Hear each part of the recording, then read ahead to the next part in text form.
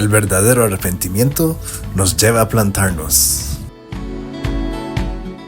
El verdadero arrepentimiento nos lleva a echar raíces. El verdadero arrepentimiento nos lleva a crecer sanos. El verdadero arrepentimiento nos lleva al avivamiento.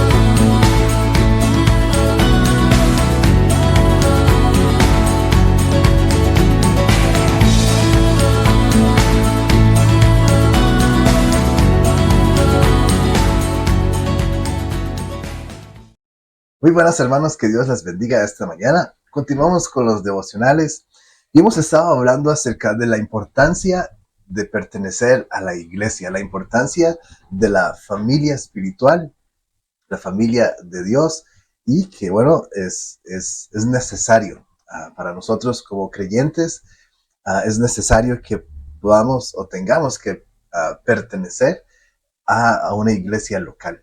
Y en este caso, la Iglesia del Rey.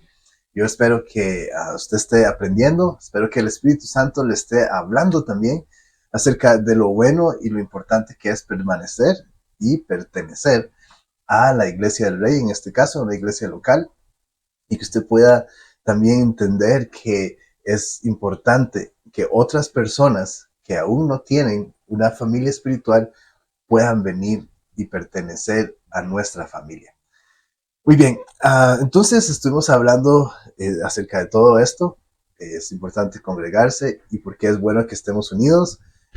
Por ejemplo, estuve hablando acerca de los siervos, ¿verdad? Y el león que viene a cazar, y mientras estén en grupo es más difícil cazarlos, inclusive si algunos atacados los demás pueden defenderlo. En cambio, el que esté un poco más lejos, un poco más apartado, es más probable que vayan a atacarlo y muy poco probable que los demás vayan a devolverse como grupo, como tal, y que sea defendido. Ahora, como estamos hablando de la importancia de la iglesia, creo que es importante también entender de dónde venimos, cuál es, y voy a hacer muy por encima, cuál es la historia de la iglesia en general, la iglesia cristiana. Es importante que podamos saber y entender de dónde venimos. Y bueno, lo primero que quisiera referirme es el libro de Hechos en la palabra de Dios, donde podemos leer cómo es que nace la iglesia. Y bueno, estuve mencionando algunos pasajes del libro de Hechos y una vez más va a ser muy por encima, pero es importante que podamos entenderlo y saber de dónde es que venimos y por qué es que hoy estamos aquí.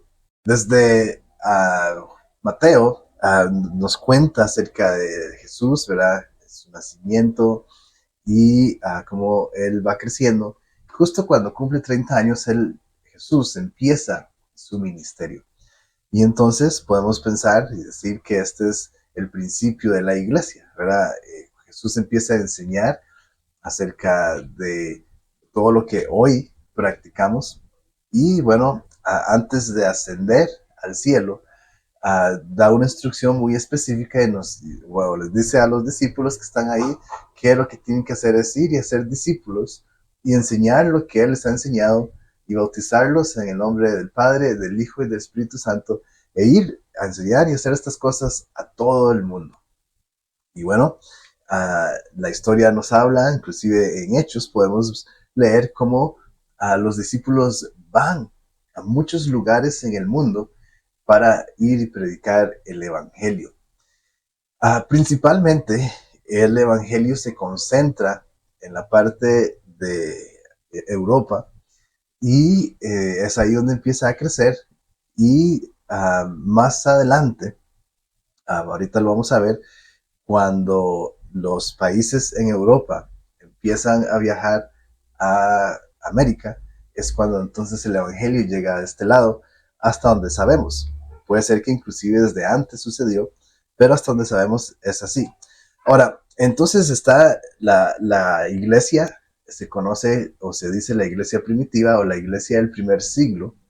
Uh, entonces son los que empiezan a evangelizar, empiezan a hablar de las buenas noticias a todo lugar donde van y muchos empiezan a empezar a creer en Jesús. Ahora recordemos, y esto lo leemos en los evangelios, que los judíos no estaban muy de acuerdo con las enseñanzas de Jesús.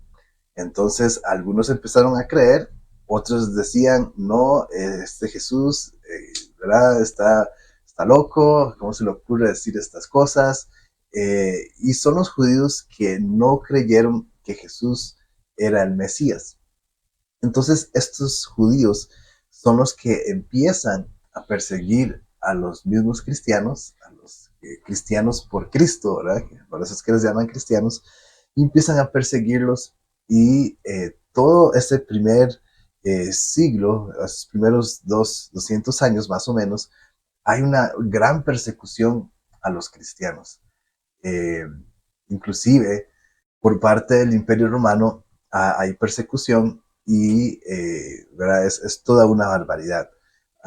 No voy a entrar muy en detalle, pero era muy feo cómo los perseguían para matarlos, no nada más para encarcelarlos, sino para matarlos, y era brutal, era una cosa muy terrible.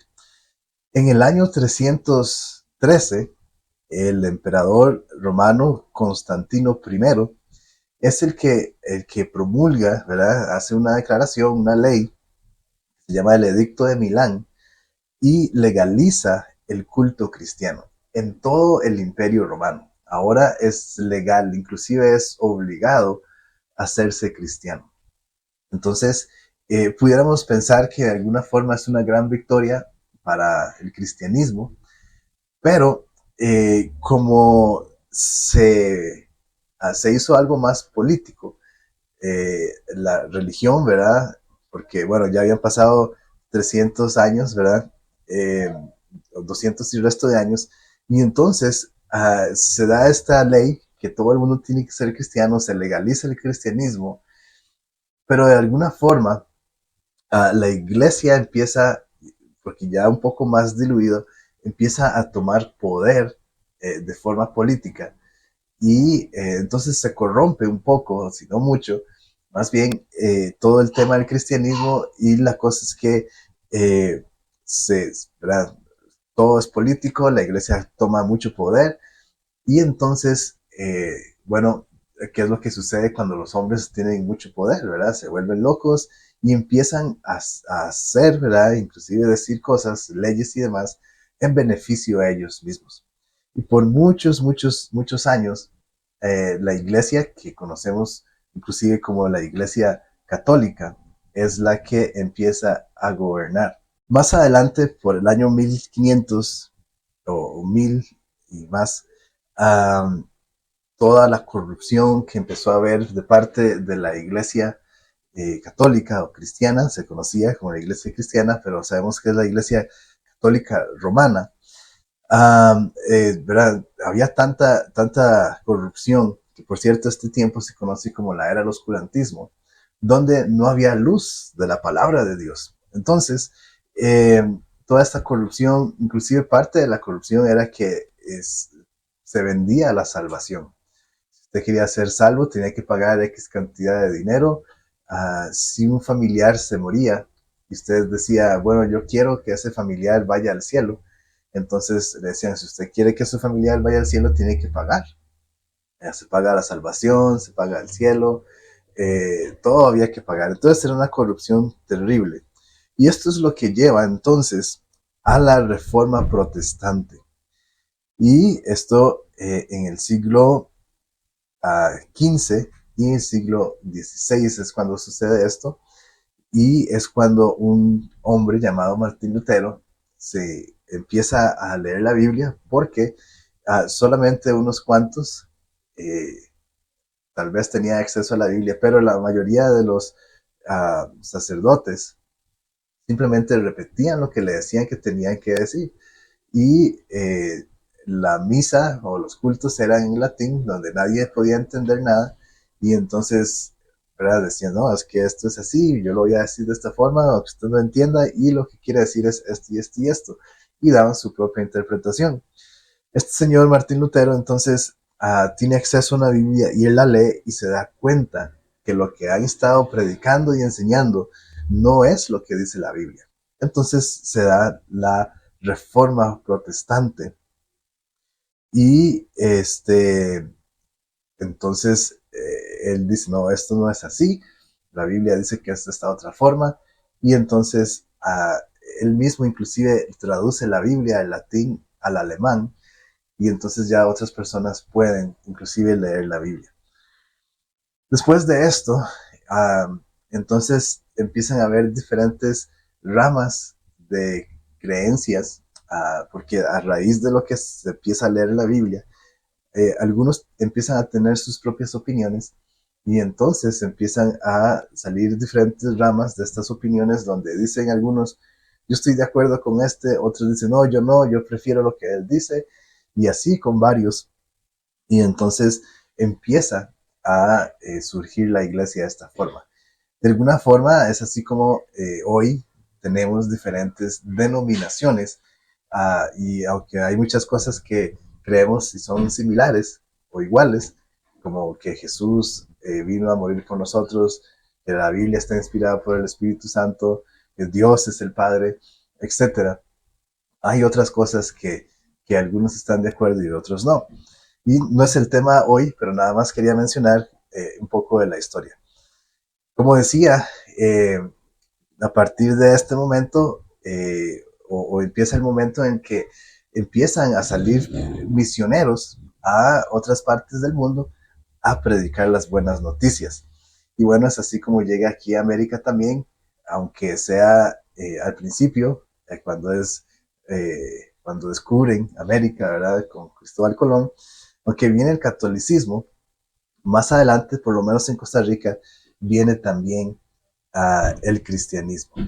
Ahora, parte de lo bueno, porque sabemos que la palabra de Dios es poderosa y sabemos que transforma, ¿verdad? Y es vida. Algo que sucede y que es muy importante saber, y es que a través o por medio del cristianismo, es que empieza a haber, inclusive, podemos decir, civilización en muchos sentidos.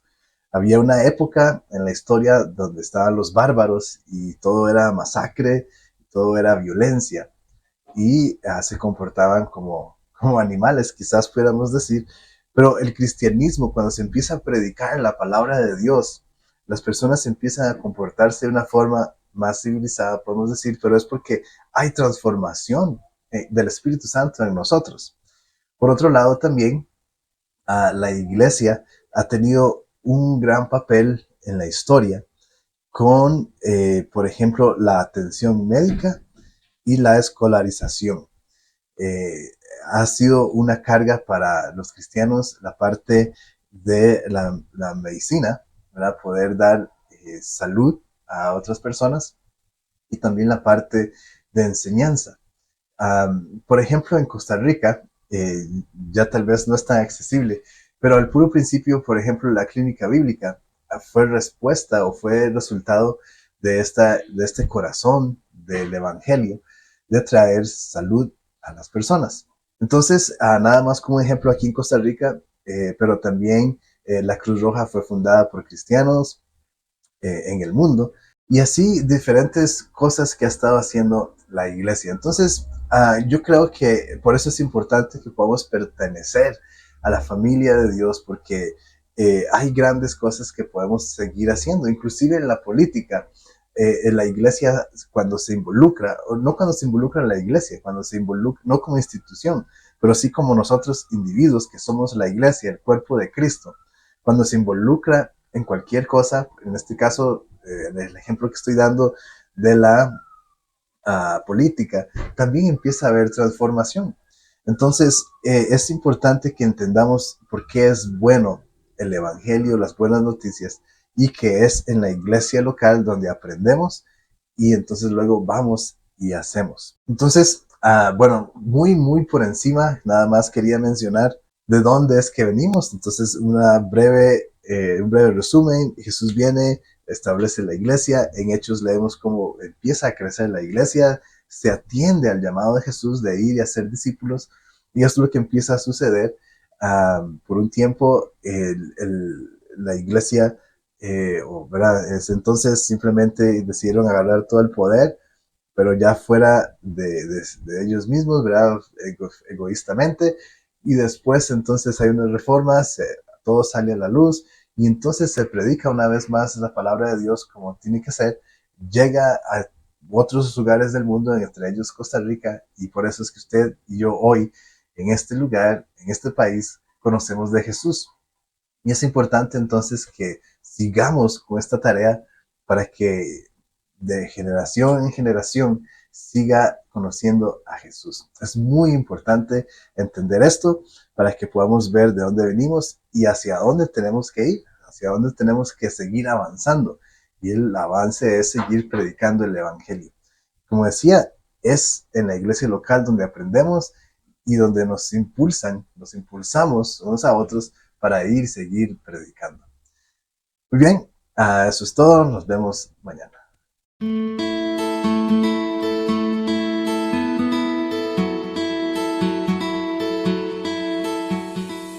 El verdadero arrepentimiento nos lleva a plantarnos. El verdadero arrepentimiento nos lleva a echar raíces. El verdadero arrepentimiento nos lleva a crecer sanos. El verdadero arrepentimiento nos lleva al avivamiento.